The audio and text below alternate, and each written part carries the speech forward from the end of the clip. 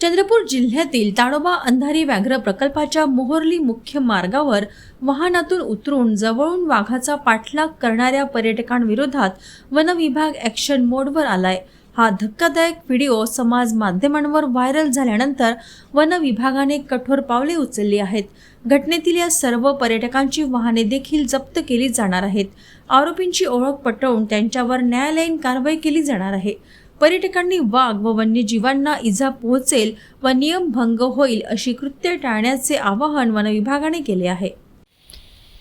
ताडोबा अंधारी व्याघ्र प्रकल्पातील पद्मापूर ते मोहर्ली या रस्त्यावर काल एक अत्यंत लाजिरवाणा प्रकार घडला, जो पर्यटकांकरिता आणि ताडोबामध्ये जे निसर्गाचा आनंद घेण्याकरिता येतात त्यांच्याकरिता अत्यंत दुःखद घटना झालेली आहे।